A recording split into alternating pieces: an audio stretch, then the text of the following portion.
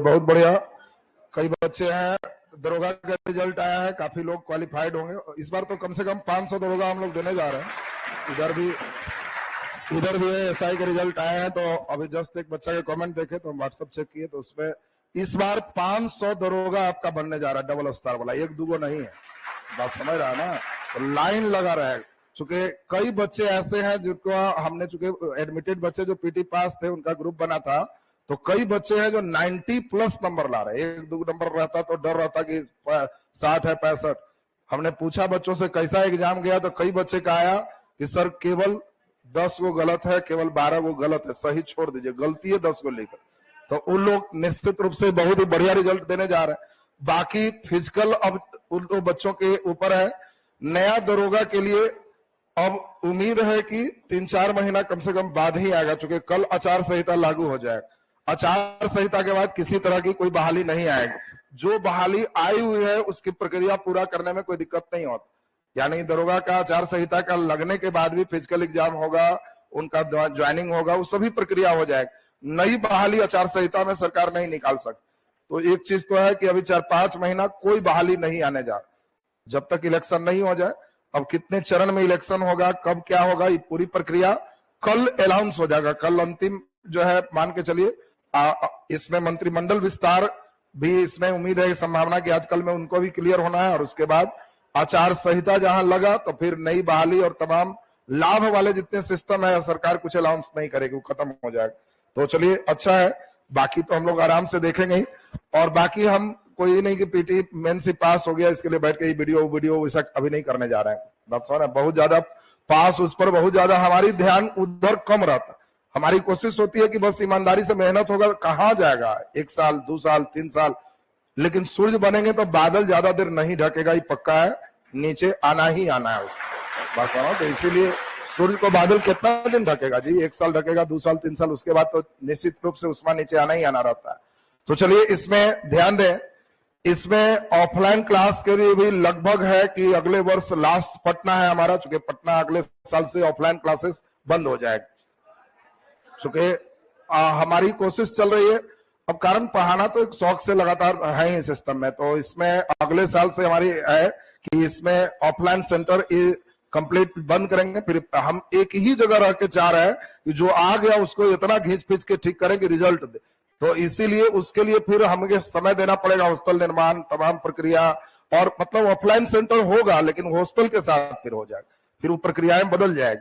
तो इसीलिए वो प्रोसेस जो अभी चल रहा है वो प्रोसेस फिर चेंज हो जाएगा। फिर जिनको पढ़ना है वो फिर आना होगा सिस्टम पे, ज्यादा दिन नहीं रखेंगे, बस 3 महीना एकदम चुपचाप हमारे साथ रहना होगा। फिर आर्थिक कितना खराब है, 3 महीना में अभी 3 घंटा रह रहा है हमारे साथ, 16 घंटा ठीक से रखेंगे, 16 घंटा मिजाज से हमारे रहेगा पास में, तो उतना बिना रटले रात के खाना नहीं देंगे। बात समझ रहा ना? जितना पढ़ा रहे हैं उतना सुना दिया तो आगे रोटी में बढ़ेगा, नहीं तो गायब कर देंगे। तो इसीलिए उतना रह गया, और तब 3 महीना में पढ़ा के समझा के सब खत्म करके उसके बाद किसी लड़के का गरीबी स्थिति है, कुछ है, अपना घर जाइए, वही घर का एक रूम अपना बना लीजिए सेल्फ स्टडी के लिए, और ईमानदारी से पढ़िए, 1 साल के अंदर रिजल्ट दे दे। तो हम इस पे खास करके धीरे धीरे प्रयास में लग रहे हैं, और उम्मीद है कि एक बैच और अंतिम लिया जाएगा, उसके बाद फिर नेक्स्ट उस प्रोसेस पे लग जाएंगे। नहीं तो ये माया में लगे रह जाएंगे तो फिर शुरू नहीं हो, कुछ ना कुछ तो त्याग करना ही करना पड़ेगा, और इसलिए माया सिस्टम हटाना ही होगा। और हमें लगेगा कि नहीं, हमको जो चाहिए, हम विल पावर एकदम रखते हैं कि जो सोच लिए वो करना है, और फिर उसके आधार पर वो रिजल्ट फैक्ट्री खोलने जा रहे हैं। फैक्ट्री होगा, बस वो रिजल्ट फैक्ट्री होना है, उस फैक्ट्री से काफी लोग तैयार करेंगे, तो वो स्टेप चलेगा। तो चलिए खैर, ये तो अभी आप लोग और अगले बैच तक अभी हैं, उसके बाद के फिर सिस्टम में जो भी रहेगा पूरे व्यवस्थित सिस्टम सब आपको बताया ही रहेगा। चलो अभी अब उधर की ओर भटकाओ, एकदम बंद करो, सब खत्म, आ जाओ मॉडर्न हिस्ट्री में। चलिए ध्यान दीजिए, मॉडर्न हिस्ट्री की बारी चल रहा है, अब ध्यान से समझिए। आधुनिक इतिहास में पहला लेसन हम लोग बेसिक कंप्लीट कर लिए थे, और आज से हम लोग का शुरू करना है दूसरा लेसन। तो नीचे हेडिंग दे, दूसरा पार्ट, भारत में यूरोपीय कंपनी का आगमन। बहुत ही अच्छा लेसन है, भारत में यूरोपीय कंपनी का आगमन।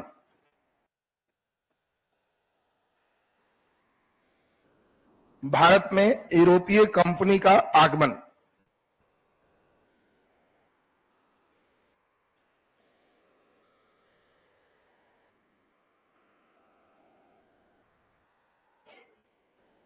चलिए देखिए, इधर भी है निशा कुमारी, रिजल्ट हो गया, बहुत बढ़िया। चलिए फिजिकल में एकदम लग जाओ। इधर फोटो कुमार भी रिजल्ट हुआ है। चलिए बहुत बढ़िया, जिनका हो गया वो लोग बस इधर कम पढ़ो, आप बस दौड़ने धूपने में लगे रहो। इधर कोई बात नहीं, छूटा रहेगा फिर मेंटेन हो जाएगा। भारत में यूरोपीय कंपनी का आगमन, हेडिंग दे दिए हैं सब कोई। चलो कलम रखो, खूब बढ़िया से हम लोग स्टेप को समझते हैं। भारत में यूरोपीय कंपनी के आगमन में हम लोग अब एकदम जीरो लेवल से ध्यान देंगे, और जो लड़के हमारे साथ स्टेप बढ़िया से पकड़ेंगे उन लोगों का बेसिक एकदम क्लियर हो जाएगा। देखिए, पिछले क्लास में आपको जो हमने पढ़ाया था उस सिस्टम सीरीज को आगे की ओर बढ़ाएं। पिछले क्लास में आपने देखा कि यहाँ कुस्तुनतुनिया का साम्राज्य था और भारत में लोगों का आना जाना लगा हुआ था, किसके मद में? मसालों के लिए। लेकिन धीरे धीरे अब एक इंपॉर्टेंट बात यह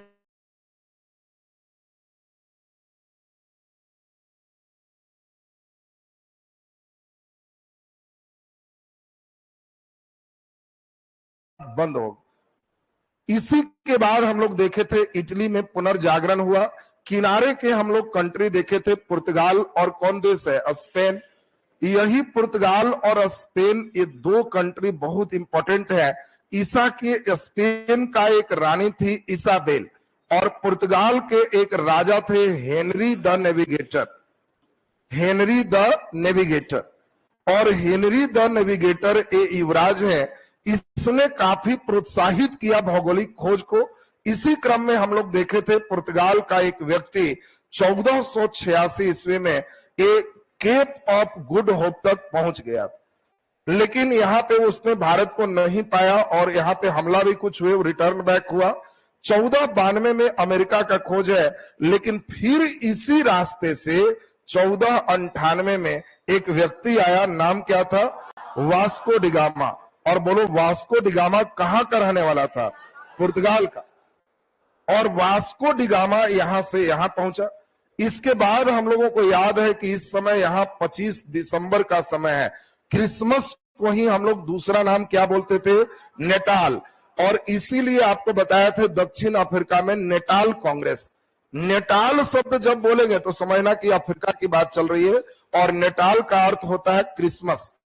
और यहीं से इस फेज में मूव करते हुए फिर भारत पहुंचा। भारत पहुंचने में वास्को डिगामा पहला यूरोप का व्यक्ति है जो जलीय मार्ग से इंडिया पहुंचा है। इसके पहले कोई नहीं पहुंचा। और इस व्यक्ति को इंडिया पहुंचाने में सहायता देने वाला गुजरात का एक व्यापारी था, नाम हम लोग सुने थे, अब्दुल मनिक। यही इसको सहायता दिया। यह कहां सबसे पहले पहुंचा? केरल में। और केरल के घाट कौन है? कालीघाट। और वहां राजा कौन है? जमोरिन। और जमोरिन उसका खूब स्वागत किया। याद आ गया सबको? अब यहां से स्टेप हम लोग देखें। जब इस रास्ते से व्यापार हुआ, शुरुआत में ही सामान लेके गए, 60 गुना प्रॉफिट। 1 लाख का सामान गया तो 60 लाख इनकम। कौन नहीं चाहे? धीरे धीरे, ऐसा नहीं है समझना कि वास्को डिगामा फिर नहीं आया, दोबारा भी आया, तिबारा भी आया। इतना मन इसका खुश था कि यहीं मरा। बात समझ लो, वास्को डिगामा इंडिया में ही मरा। और अभी सुन लीजिए, अभी जो वर्तमान पे चल रहा है, आपसे क्वेश्चन पूछा जाएगा वास्को डिगामा का कब्र कहां है? दूसरा क्वेश्चन, वास्को डिगामा कब मरा? जल्दी बोलिए। 1524 में। बिल्कुल सही आंसर। तो हम लोग इसका भी पूरे हम लोग सिस्टम सुनेंगे। अभी केवल बात को सुनिए, हम लोग पूरे सिस्टम पे अब ला रहे हैं। जब पुर्तगाल यहां आया तो पूरे यूरोपीय देश चुपचाप देख रहे थे कि क्या होता है। ऐसा तो नहीं कि वहां गया नुकसान है, फायदा है, क्या है देखना। लेकिन जब इन लोगों ने देखा कि बहुत जबरदस्त लाभ हो रहा, तो 100 साल के बाद 1498 में 100 साल जोड़ो, 1598, इंग्लैंड के भी लोग सोचने लगे कि हमको भी ठीक ठाक करना चाहिए। और यही 1498 में पुर्तगाल ईस्ट इंडिया कंपनी की स्थापना है। 1600 में डेट पूछता है क्योंकि यह ठीक एक दिन के लिए बच गया, 31 दिसंबर 1600। एक दिन बाद सिग्नेचर होता तो 1 जनवरी 1601 हो जाता, इसीलिए इसका ई वाला पूछता है 31 दिसंबर 1600। अंग्रेज, ये जो इंग्लैंड देख रहे हो, यही ईस्ट इंडिया कंपनी की स्थापना किया। इसके बाद इसी के बगल में एक देश है डच, और हॉलैंड के निवासी को डच कहते। ये 1602 में डच ईस्ट इंडिया कंपनी की स्थापना हुआ। 1616 में डेनिश ईस्ट इंडिया कंपनी की स्थापना हुआ। एक बड़ा सा देश था फ्रांस, 1664 में फ्रांसीसी ईस्ट इंडिया कंपनी की स्थापना हुआ। यानी एक झोंका सा चल दिया। हर यूरोपीय देश की चाहत हो गई कि भारत के साथ बिजनेस करे, कारण बिजनेस बहुत लाभ का है। इनके सामान लेके आइए, इंडिया में बिक जाएगा, और इनके मसाला लेके जाइए, उधर बिक जाएगा।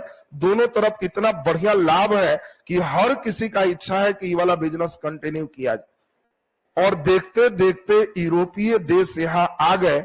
इसी से हम लोगों का अभी लेसन शुरू है, भारत में यूरोपीय कंपनी का आगमन। अब बहुत अच्छा क्वेश्चन आपको आएगा।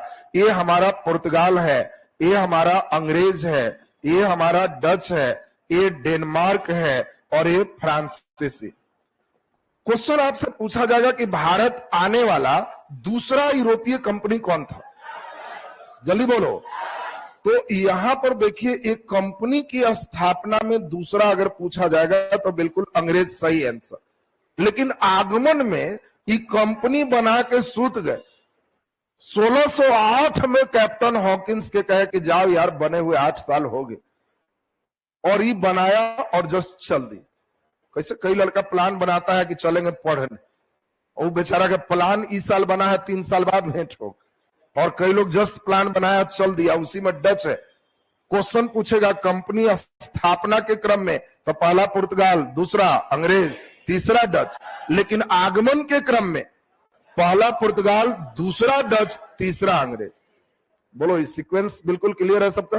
बाकी ये लोग तो अपना एज इट इज है।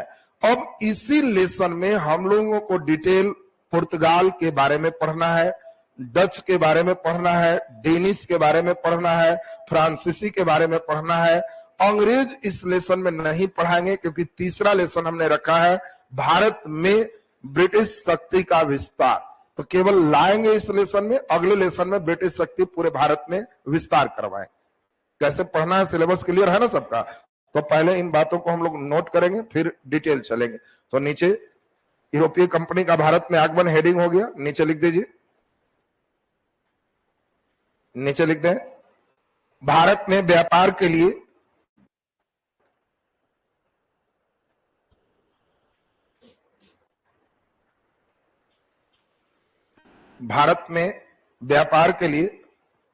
निर्मित होने वाले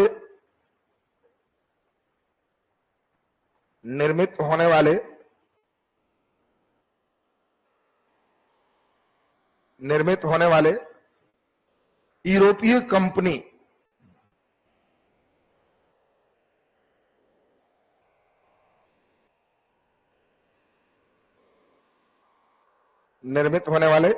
कंपनी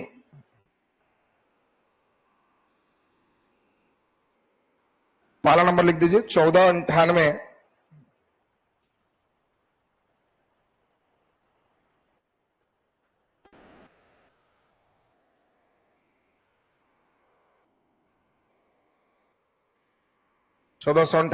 पुर्तगाल east India company.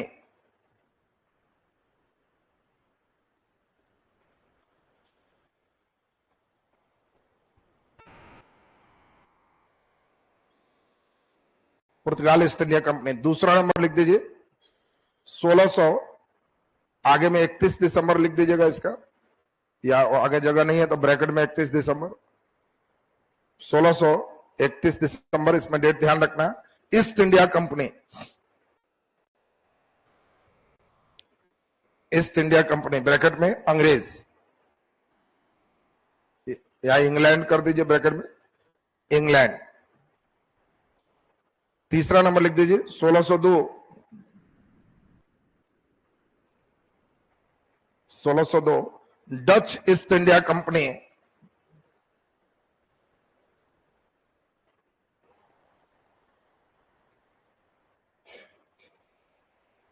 Dutch east India company bracket में डच का मतलब क्या है? नीदरलैंड। उस समय हॉलैंड थे, वर्तमान नाम नीदरलैंड है। जब डच बोलेंगे तो आपको ध्यान रखना नीदरलैंड से संबंधित डच है। अगला नंबर लिख दीजिए 1616 डेनिश ईस्ट इंडिया कंपनी।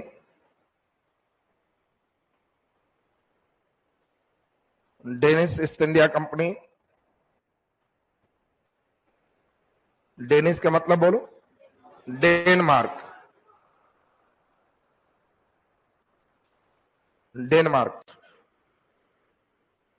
नीचे लिख दीजिए 1664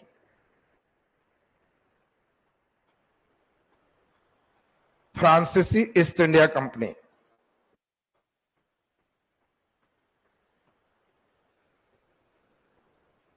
फ्रांसीसी ईस्ट इंडिया कंपनी।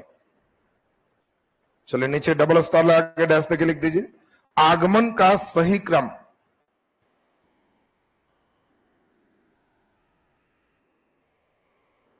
आगमन का सही क्रम पहला नंबर हो गया, डैश देके लिख दीजिएगा पहला पुर्तगाल। बोलो आगमन जब लिखे हैं तो बोलो दूसरा कौन होगा? बिल्कुल सही, डच दूसरा में है, तीसरा अंग्रेज है। बस ये तीन ही कर दोगे तो हो गया, बाकी चौथा पांचवा नहीं पूछता। आगमन का सही क्रम पुर्तगाल, डच, इंग्लैंड। अगर कंपनी स्थापना का सही क्रम है तो पुर्तगाल के बाद अंग्रेज, लेकिन आगमन की बात होगी तो पुर्तगाल के बाद डच। बोलो ये दिमाग में क्लियर है सबका? जाने की बात होगी सबसे पहले कौन गया? भारत छोड़ के सबसे पहले कौन गया? जल्दी बोलिए। तो डच सबसे पहले बेचारा गया, जितने फॉर्म में आया उतने फॉर्म में चला गया। सबसे अंतिम में कौन गया? तो पुर्तगाल। तो जाने वाला क्रम सब पढ़ा के फिर क्वेश्चन आया कि जाने का क्रम सजाओ। आजकल का जमाना एकदम उल्टा है, आने वाला क्रम छोड़ दीजिए, जाने वाला पूछ रहा। बीपीएससी में जो क्वेश्चन को सेट कर रहा है वो एकदम लेटेस्ट पे आ गए हैं। एकदम समझ लो कि अभी जिनको जिनको क्वेश्चन सेट करने के लिए दिया जा रहा है उनके प्रश्नों से लग रहा है कि एकदम सबसे लेटेस्ट पे है, और इसीलिए टीआरई वाले बच्चे को रुला के रख दे रहे। टीचर वाला जो बहाली है ना, उसमें जो भी बीपीएससी का क्वेश्चन सेट है वो एकदम मूड फ्रेश कर दे। बच्चा पढ़ के जा रहा है कि आम मीठा होता है और वो ग्लूकोज फ्रुक्टोज से शुरू कर रहा, आम बीच में लिख ही नहीं रहा। तो इसी कारण से जो गहराई लेवल पर है उन लोग का स्थिति ठीक है, नहीं तो भारत हालत खराब। पिछले बार ही बहाली में इतना भारी दे दिए कि केवल लॉटरी बेस्ड हो, भाग अच्छा है तो पास, भाग खराब है तो फिर टैलेंट बेस्ड रहा ही नहीं। इतना भारी भी ना दे दें कि बच्चे को अंतिम विकल्प लॉटरी ला दे, और कुछ तो बनना चाहिए। तो इस बार भी बच्चे का देख रहे थे, कई लोग का अभी कमेंट्स देख रहे थे तो लिखा कि टीआरई 3 में बहुत भारी भारी क्वेश्चन दिया है। तो भारी भारी तो भाई रहेगा ही, वो जो सेट कर रहा है वो आपका क्वेश्चन एक दिन में एक क्वेश्चन सेट कर रहा है। तो दिन भर में खा पी के मस्ती में खाली ये वो क्वेश्चन सेट कर रहा है, तो समझ ही रहो कि कितना बढ़िया से सोच के सेट कर रहा हो, और तुम उसी को हल्के में मजाक में ले रहे हो, तो कैसे बनेगा? और ये इशारा है कि बीपीएससी जो इस बार आप लोग का भी होगा तो क्वेश्चन का लेवल उसी टाइप का होगा, क्योंकि सेटर लगभग वही रहेगा। तो इसीलिए वो तो और कहेगा कि वो तो टीचर बनवा रहे थे तो वो पूछ रहे थे तुमको तो डीएसपी बनाना है, तो वो तो और अच्छा ही पूछेगा लेवल, तो इसलिए उस पर ध्यान नहीं देना है। चलिए अब हम लोग ध्यान दें, सबसे इंपॉर्टेंट बात अब यहां से चलेंगे। अब पहला नंबर हमारी कंपनी का नाम क्या है? पुर्तगाल। नीचे हेडिंग दे दीजिए पुर्तगाल ईस्ट इंडिया कंपनी। पुर्तगाल east India company.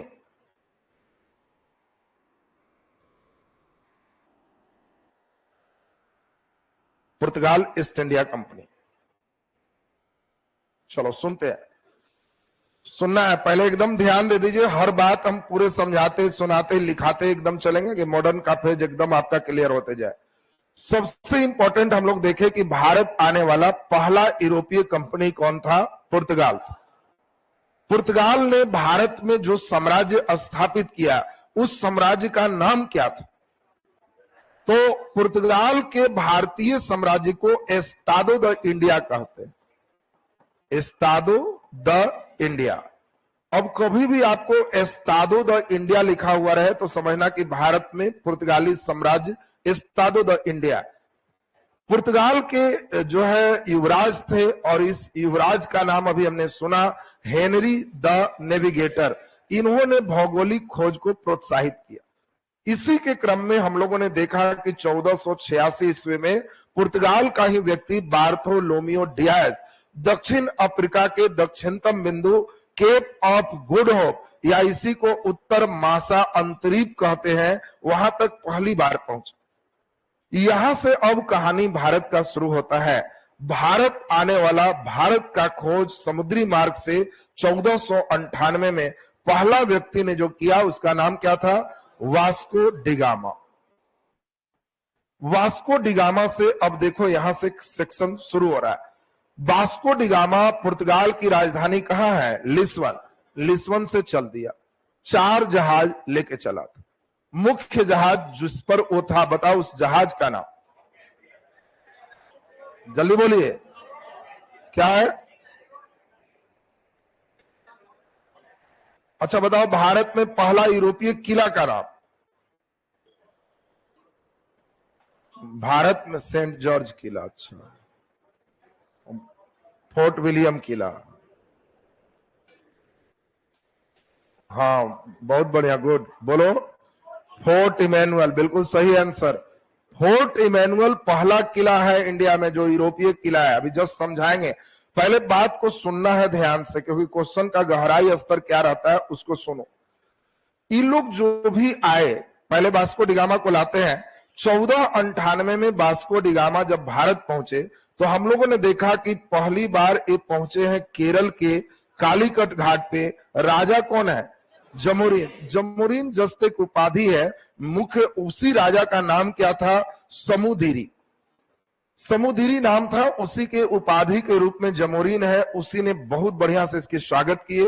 Vasco da Gama 98 के बाद फिर गया, बहुत 60 गुना प्रॉफिट कमाया और 2 ही साल में फिर आया। और इसीलिए वास्को डिगामा दूसरी बार भारत कब आया? 1502 में, 4 साल बाद आया। तो 1502 में फिर आया। लेकिन ये नहीं समझना कि वास्को डिगामा के जाने के बाद दूसरा कोई नहीं आ रहा है। 1500 ईस्वी में ही दूसरा पुर्तगाली यात्री आया जिसका नाम था कैब्राल। और कैब्राल जो है ये मेन ताकत दिखाया, क्योंकि उसको मालूम था कि वास्को डिगामा इसीलिए बच गया क्योंकि यही पूरा मुस्लिम साम्राज्य था और इस सोचा नहीं था कि यहां पे इतना जल्दी आ जाए। और इसीलिए कैब्राल 13 जहाज लेके लिस्बन से चल, और 13 जहाज लेके जब यहां पे पहुंचा तो अरब वाले लोग भारी विरोध किए कि अरे इधर से रोके तो इसका मतलब क्या तुम इधर से चलाएगा? नहीं आना है मतलब नहीं आना। और इसीलिए अरब और मिस्र के जहाज यहां पे हमला की। कैब्राल ने वीरता पूर्वक इनके कई जहाजों को छीन लिया, उनके कई व्यक्तियों को मार दिया। और तब जाके इन लोग कहे कि ताकत उधर भी है, चुपचाप जाने दो, उधर से जा रहा तो ठीक है, इधर से जाने नहीं दे। तो देखिए कैब्राल ने अपनी ताकत को दिखाया, अपने स्थापना किया पुर्तगाल के बिजनेस को। और इसीलिए आपसे क्वेश्चन पूछेगा कि भारत आने वाला दूसरा पुर्तगाली यात्री कौन? तो कैब्राल, इसका नाम बिल्कुल ध्यान रखना है। कब आया है? 1502 में। वास्को डिगामा दूसरी बार कब आया? 1500। ये 1500 में, वास्को डिगामा दूसरी बार 1502। अब यहां वास्को डिगामा 1502 आने के बाद अब यहीं पर 2 बात आते हैं। एक का नाम है व्यापारी कोठी। देखो अब ध्यान से समझना, क्योंकि अब यहां से धीरे धीरे आपके प्रश्न पूछे जाए। जो भी यूरोपीय कंपनी भारत आए तो यहां एक व्यापारी कोठी स्थापित की। व्यापारी कोठी समझते हो? सामान रखने के लिए उनको गोदाम चाहिए था, उसके लिए वो जमीन परमिशन ली। किसी का मकान ऐसा बना हुआ नहीं है जहां पे वो सीधा सीधा रख सकते हैं, तो उन्होंने उस टाइप का बड़ा सा एक व्यापारिक केंद्र बनाया। इसी को किला के रूप में तब्दील किया। गेट, फाटक, सुरक्षा गेट, इसी में सेना उना सब रहेगा। यहीं से सामान जाकर के उनका बिके। कुछ जगहों पर उन्होंने फैक्ट्री भी खोले जहां पे उत्पादन करेंगे। अब देखो क्वेश्चन क्या दिया, बड़ा आश्चर्य लगेगा। लड़के क्या है, पहला कोठी दूसरा कोठी रट रहा है, और क्वेश्चन दिया यूरोपीय कंपनी के व्यापारिक कोठी संबंधित थे। पहला नंबर वस्तुओं के भंडारण के लिए, सही की गलत? सही है। दूसरा नंबर उनके सैनिकों को रखने का जो है क्षेत्र, सही की गलत? सही है। व्यापार का मुख्य केंद्र बिंदु, ये सब देखो पॉइंट्स दे रहा। तो क्वेश्चन हम तुमको देंगे, अभी तो इस टर्म को समझना है। फैक्ट्री का मतलब उत्पादन, व्यापारिक कोठी का मतलब एक कोठी, मकान, एक किला जिसमें वो अपने सभी सामान को रख सकते। 15 के बाद यही 1503 में कोचीन में, बड़ा इंपॉर्टेंट है, पहला व्यापारिक कोठी ये पुर्तगालियों ने स्थापित किया। तो बहुत अच्छा क्वेश्चन आएगा, पुर्तगालियों की पहली व्यापारिक कोठी कब स्थापित हुई? 1503। कहां स्थापित हुआ? कोचीन में स्थापित हुआ। और यहीं पर पहला किला बना। किला को ही अंग्रेजी में फोर्ट कहते। जब हम फोर्ट बोलेंगे तो ऑलरेडी किला होगा। और ये भारत में यूरोप का पहला किला है। और जल्दी बताओ, भारत में यूरोप का पहला किला कौन है? फोर्ट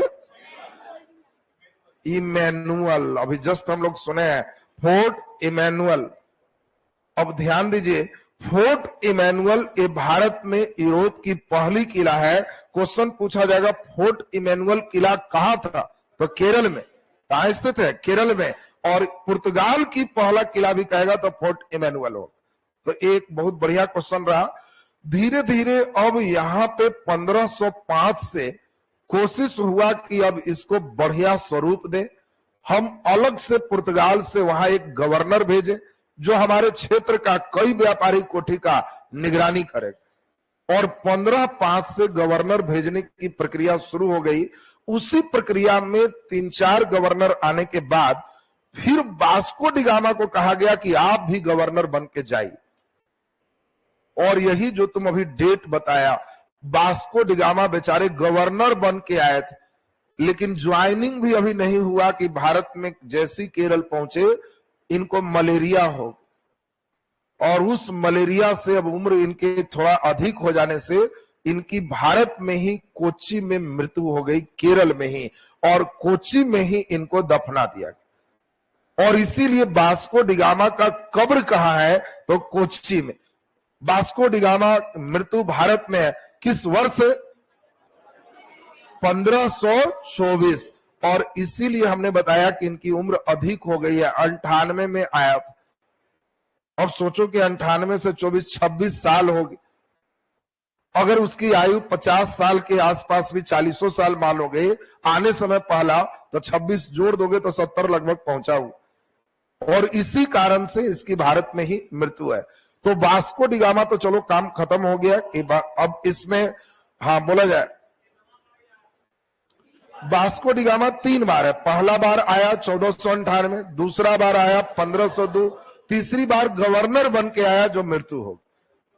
गवर्नर बन के जब आया तो इसकी मृत्यु हो गई है।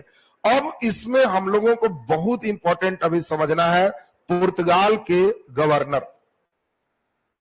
अब देखो, पुर्तगाल के गवर्नर में 3 गवर्नर हर बच्चे को याद चाहिए। पहला गवर्नर का नाम है फ्रांसिस्को डी अल्मेडा।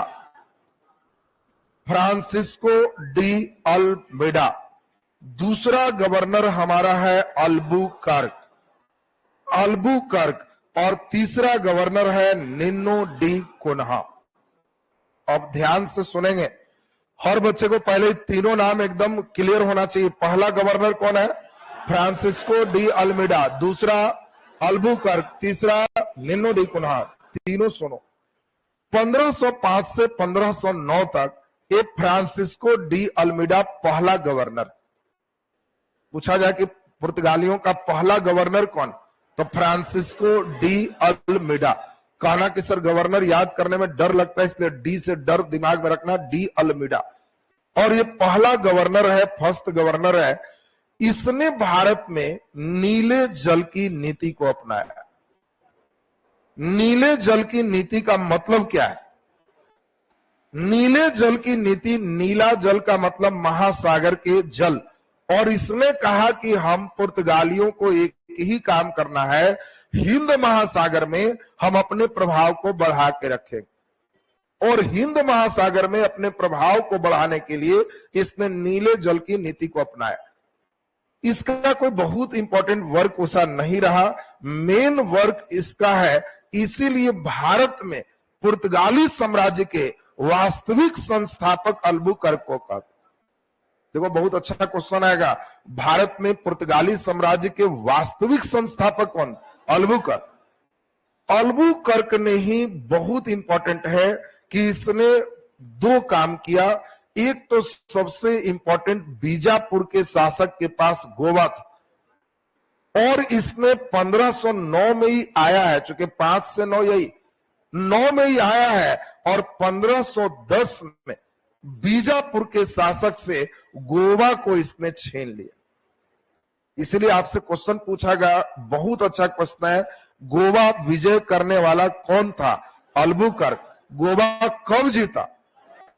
1510 में इसने गोवा को जीता। अब देखो केरल के कोचीन को मुख्यालय बनाया हुआ है, गोवा अभी मुख्यालय नहीं है, जस्ट जीत गए। इसी समय अब कई यहां पे प्रयास लोग किए, इसके समय ही मुस्लिम कंट्री की इनको भगाया जाए, और अब मिस्र सब के संयुक्त सेना हमला की, लेकिन सभी पर भारी रहा, विजयी रहा। उस लड़ाई का नाम दीव का युद्ध है। दीव आप लोग नाम सुने होंगे, दमन और दीव, दमन दीव का नाम सुने हो, वही दीव का युद्ध। उस युद्ध में पुर्तगाल की ही जीत है, तो ले दे के स्थापित में ही है। अल्बुकर्क इतना तेज था कि इसने पुर्तगालियों को सलाह दिया कि जो पुर्तगाली इंडिया में आ रहा है उस सब की ड्यूटी यही है, भारतीय महिला से विवाह करो। भारतीय लोग दामाद की सेवा अच्छे करते हैं, पिटाई उटाई नहीं होगा, और हम लोग का रहना स्थायी हो जाएगा। यहाँ पे अगर विवाह करोगे तो रहने का रेसिडेंस, तमाम सुविधा। इसीलिए पूछा जाएगा कि बताओ भारतीयों को विवाह के लिए प्रोत्साहित किसने किया? अल्बुकर्क। अब देखिए नए डिजाइन से अब गोवा भी इसने जीता। अल्बुकर्क के समय अब देखते देखते कई क्षेत्र भी इसमें बढ़ गए। अब धीरे धीरे इन लोग इससे भी ऊपर जाना शुरू करें, और मेन सबसे बड़ा विस्तार किसके समय है? निन्नो डी कुन्हा। निन्नो डी कुन्हा, अब यहां पे इनके समय कई सेक्टर आएंगे। अब मेन यहां पे एक क्षेत्र इनका मिलेगा बेसिन। इधर से हम लोग देखेंगे चटगांव, इधर से हम लोग देखेंगे एक और हुगली। और आज के क्लास में केवल हम चाहते हैं कि पुर्तगाल का दिमाग में स्टेप हर बच्चे का सेट हो, बस इतना ही है। मैपिंग जिस बच्चे को धीरे धीरे आ गया, इंटरेस्ट इसमें आ गया, तो बस सब मॉडर्न ठीक हो जाएगा। स्टेप पे सुनो। सबसे पहले कोचीन इनका मेन व्यापारिक केंद्र स्थापित हुआ 1503 में। शुरू वाला सबको याद होना चाहिए डेट के साथ। पुर्तगाल की पहली व्यापारिक कोठी 1503 कोचीन, ये तो दिमाग में आ गया। जो भी लोग आते थे इधर से आते थे, इसीलिए सबका ध्यान इधर पे हो। अगर इधर पर कोई ध्यान देंगे तो एक अच्छा ऑब्जेक्टिव क्वेश्चन हो जाएगा कि भारत के पूर्वी तट पर क्यों ज्यादा ध्यान दे। इनका ध्यान भी यही है।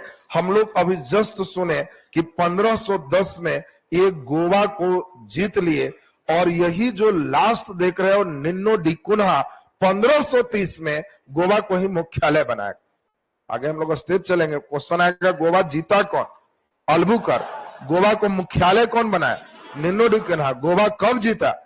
1510। गोवा मुख्यालय कब बना? 1530। ये दोनों डेट आपके दिमाग में आना चाहिए। धीरे धीरे ये लोग इससे ऊपर जब हुए, मुंबई भी जीत गए। मुंबई के बाद यहीं पर बेसिन जीते, यहीं पर दमन जीते, और यहीं पर दीव जीते। ये सब गुजरात के राजा की कहानी सुनाएंगे, कैसे वो दूसरे को बुलाएगा। अंतिम हाथापाई इतना होगा कि मीटिंग होगा इस समुद्र में, चलो वहीं पर मीटिंग हो, सेना सब छोड़ दो, और समुद्र के जहाज पर दोनों सेना छोड़ देंगे, और दोनों समुद्र के जहाज पर जाएंगे, और वहीं दोनों में कोई सेना नहीं, अपने में फटाफटी होगी, और गुजरात के शासक को टांग के समुद्र में फेंक दिया, वहीं मर जाएगा। और ये सब क्षेत्र पर देखेंगे कब्जा होगा। यही पर सबसे इंपॉर्टेंट ध्यान इधर है, ये देखो यही क्षेत्र है हुगली और बांग्लादेश में है चटगांव।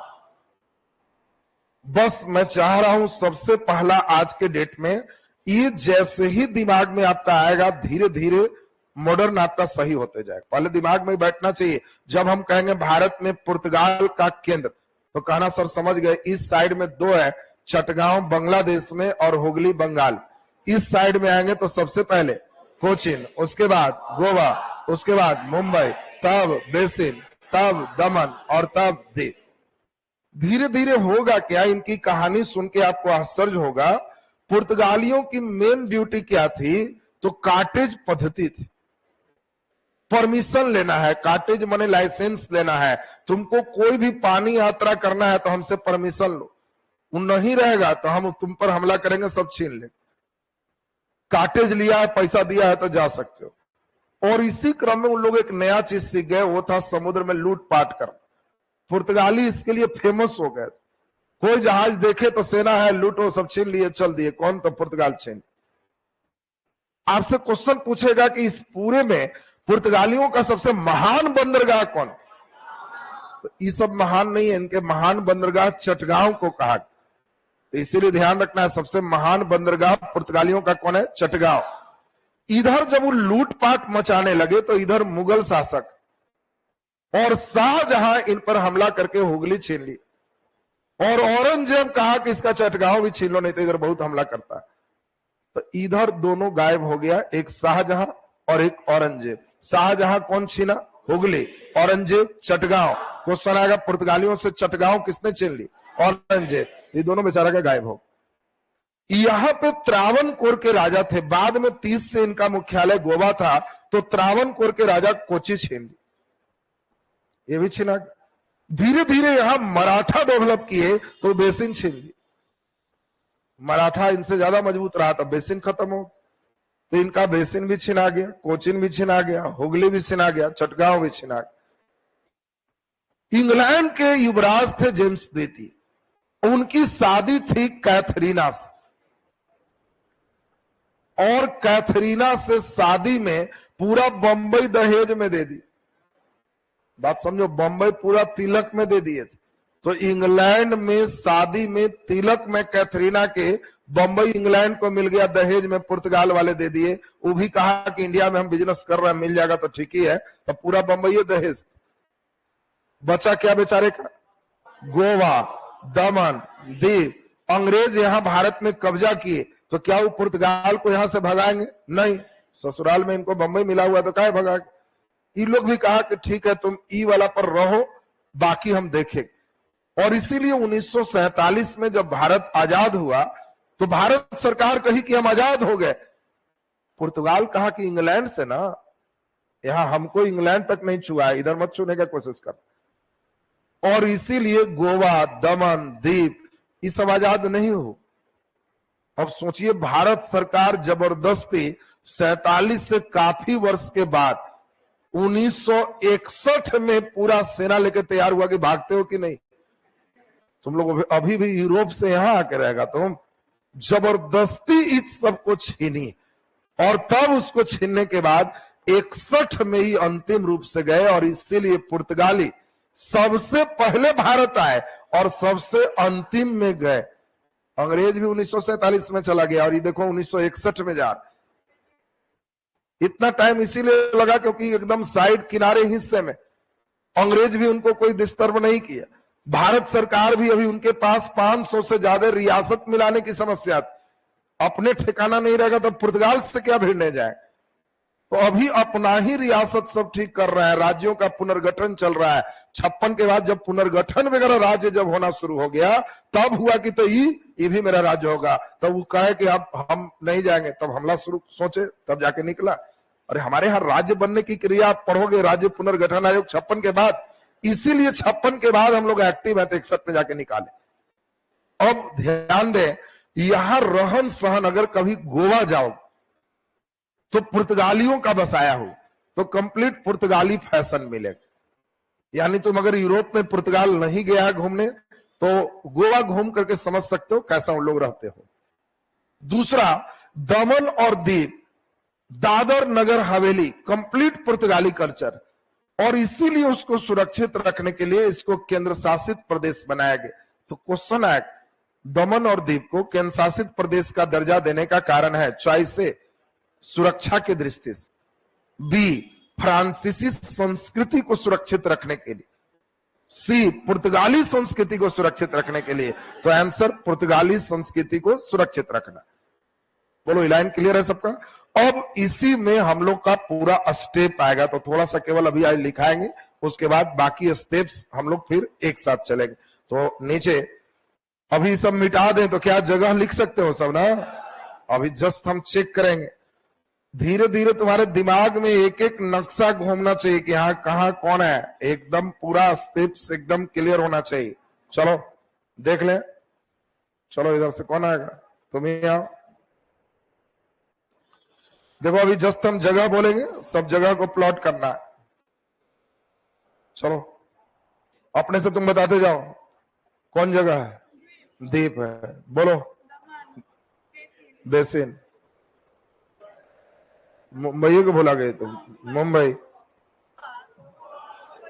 कोची, हुगली, चटगांव। वाह बहुत सुंदर, बढ़ जाइए एकदम। देखो ठीक, क्या ही सभी स्टेप ठीक ठाक है ना? अब तुमको जान के देगा कि कौन पुर्तगाली है। ये तो अभी पुर्तगाल पढ़ा तो एकदम ठीक हो गया। इतना ठीक करना है कि एक एक टेबलेट 5 दिन है। जब फुर्सत मिले तो एक बार ऐसे बना करके बस धाए से लिखना, ऐसा 5 दिन करना, तो पुर्तगाल ठीक हो गया। तब डच, फिर डेनिश, फिर फ्रांसीसी, फिर इंग्लैंड, और सब फिर एक ही में। और एक ही में जिस दिन चलने लग गया तो उस दिन मॉडर्न का ओरिजिनल विद्यार्थी तैयार। फिर तुम्हारा क्वेश्चन में दिक्कत नहीं है, कौन किधर है एकदम बन जाए। तो अब इसमें पूछा जाए, पुर्तगालियों से मराठा कौन सा क्षेत्र छीना? बेसिन छीन लिया। बैठ जाइए, बोलो। औरंगजेब ने पुर्तगालियों से कौन सा क्षेत्र छीना? चटगांव सेना है। बैठ जाइए। पुर्तगालियों ने अंतिम रूप से 1961 में कहां कहां आजाद किया? कौन कौन आजाद हुआ? गोवा, दमन और दीव। क्या बाकी और कोई आजादी है? नहीं, बाकी तो छिना चुका है उसका। बैठ जाइए। तो क्या लाइन एकदम क्लियर है ना सबका? चलो जल्दी से हम लोग लिखेंगे। हेडिंग क्या दिए? पुर्तगाली ईस्ट इंडिया कंपनी। नीचे डैश देके लिख दो। भारत में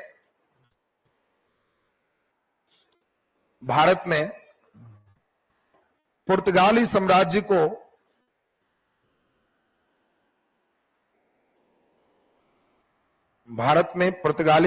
को एस्तादो द इंडिया कहा गया।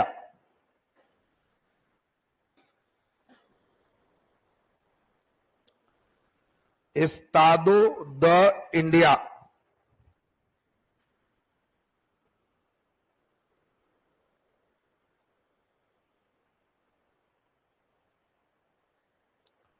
एस्तादो द इंडिया कहा गया।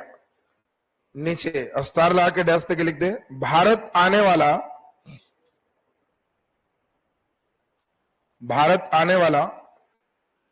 पहला यूरोपीय कंपनी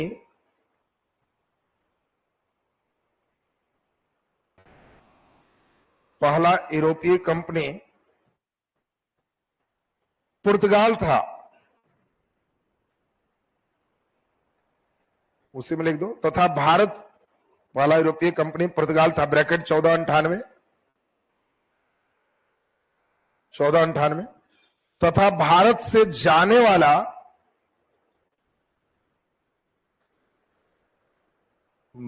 जाने वाला अंतिम यूरोपीय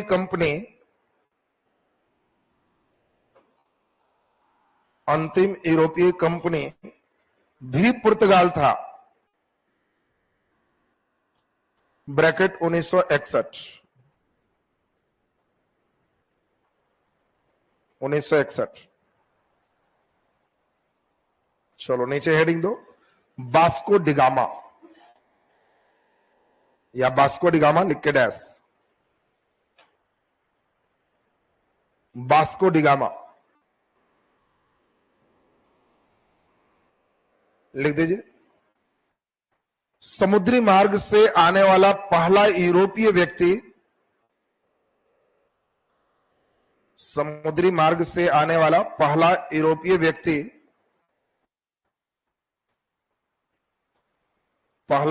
व्यक्ति, वास्को डिगामा था। वास्को डिगामा था।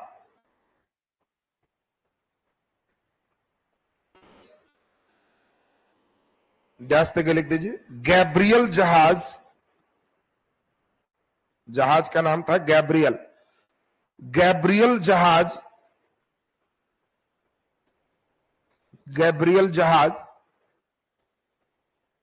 से 1498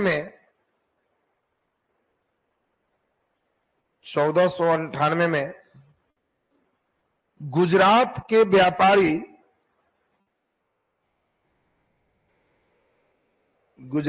व्यापारी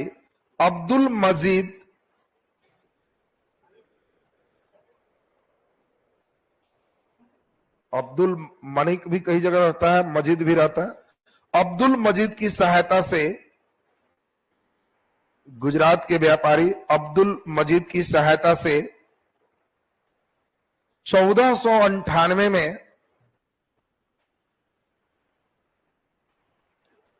केरल के कालीकट घाट पर पहुंचा।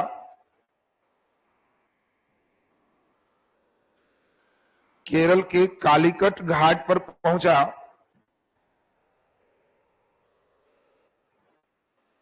घाट पर पहुंचा जहां के राजा जमोरीन थे।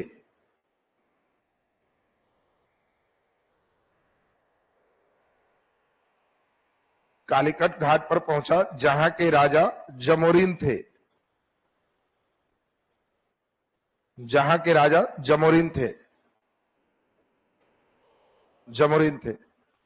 नीचे डैश के लिख दो। वास्को डिगामा दूसरी बार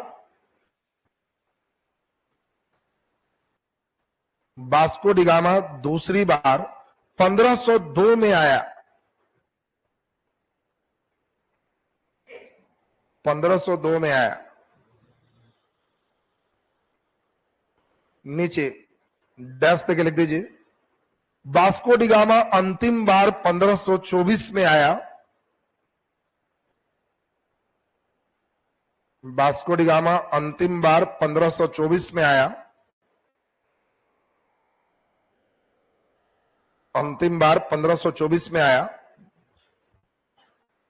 जहां मलेरिया के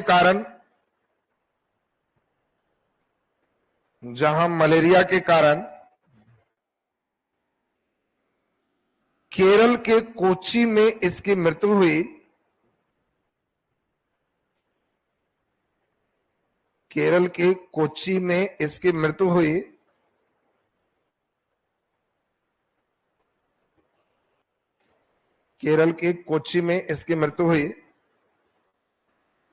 वहीं इसका कब्र स्थित है।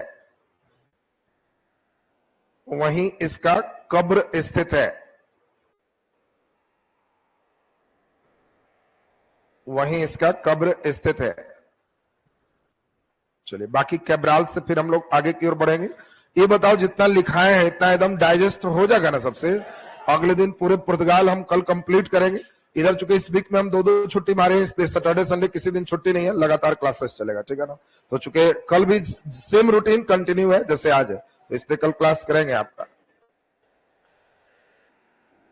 हाँ, किरण कुमारी बहुत टफ क्वेश्चन था। क्वेश्चन भेज दो 82 पर, डिस्कशन कर देंगे। 8294422949 इस पर फोटो को स्कैन करिए, क्वेश्चन को, और स्कैन करके भेज दीजिए पूरा एक साथ, उसको देख लेंगे तो क्वेश्चन करवा देंगे भी।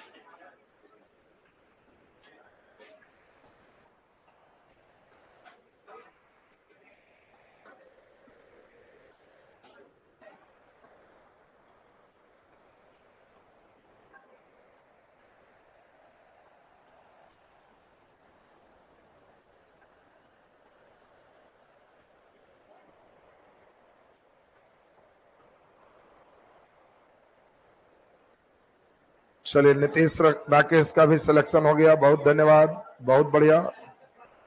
बिहार दो का जब एग्जाम आएगा तो हिंदी इंग्लिश अनुच्छेद बताएंगे क्या है। चलिए आज से ही जुड़े हैं, गुड। चलिए बहुत बढ़िया, 1-2 दिन में एडजस्ट हो जाएगा आपका। हिस्ट्री छठा से बरामा का जरूरत नहीं है, हिस्ट्री में आपका वो अपना सीधा सीधा उतना ही से आ जाएगा। चलिए नीतीश राकेश भी पास हो गए, बहुत बढ़िया, गुड। चलिए बहुत सुंदर, सभी लोग उसी नंबर पे अपना भेज दोगे ताकि उसमें रखा जा सके आपका